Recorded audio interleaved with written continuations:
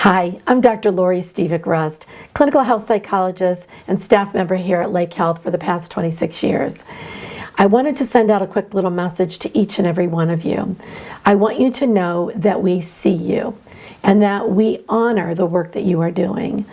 All of us are scared, all of us are frightened, all of us are overwhelmed during these unprecedented times. But it is you, it is each and every one of you who, despite your own anxiety and fear, despite taking care of the people that you love at home, you put on the mask, you put on the gown, you face your fear head on, and you go into that hospital to take care of the people that we love, to be there when we can't be. I want you to know how much we appreciate everything that you do, everything that you are doing during these unprecedented times. The courage it takes for you to step into your own fear and navigate your way through this pandemic is nothing short of heroic. You are our heroes. My hope in providing this video for you each week is going to be able to provide hopefully some tips and strategies to help you navigate your way through this difficult time. Each week we're going to provide videos for you to hopefully provide some tips and some strategies, maybe some inspiration, maybe some guidance. Cherry pick through what you hear, choose what works for you, but it is our small way of trying to be able to provide you with some tools and strategies to let you know that we're here for you, to help and to guide and to support you in whatever way we can. You know, fear and anxiety is our body's natural way. It's our natural response to trauma. As you know, that adrenaline surge is designed to protect us, to put us in that fight or flight or freeze state, but it is not sustainable. And in most traumatic situations or most natural disasters, there is an end. There is a period where we can see the end of the crisis coming, and we can then harness our natural resources to cope and to begin to move into that maintenance phase, the mopping up phase, the rebuilding phase.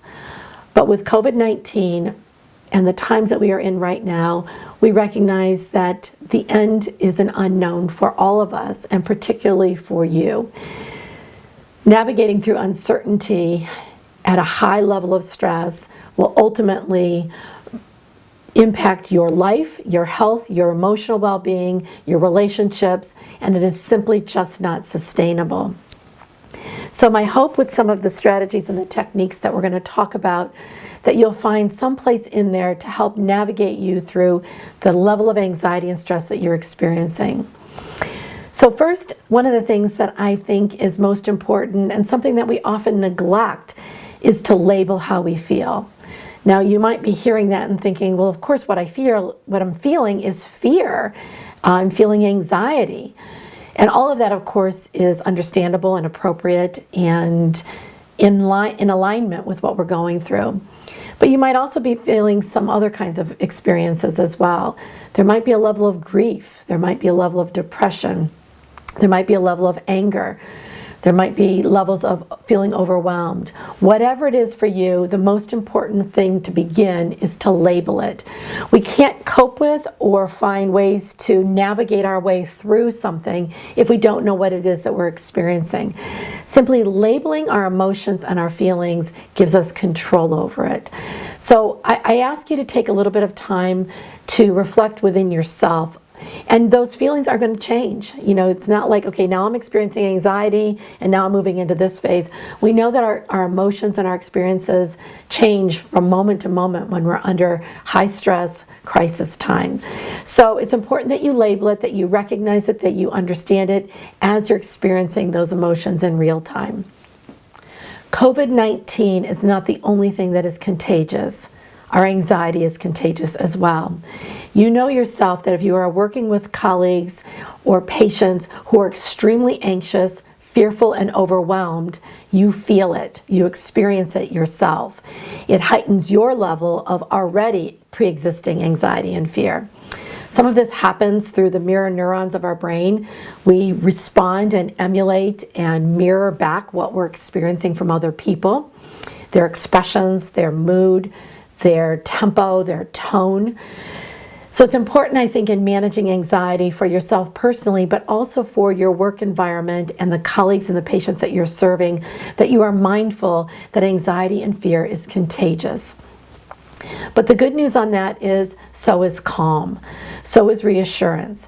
When you find yourself in an environment and your colleagues are methodical and moving through from a place of fear and trauma and anger and doubt and into a place of calm and reassurance and guidance, you can experience and feel that as well. So if there are topics or concerns or things that you hope that we address in these videos, please feel free to email me your questions, your thoughts, your concerns, and we'll make sure that we try to address them every week in these videos. And on a personal note, let me offer my deepest thanks and gratitude to each and every one of you. To be that friendly face, that calming voice, the soothing hand when we can't be there.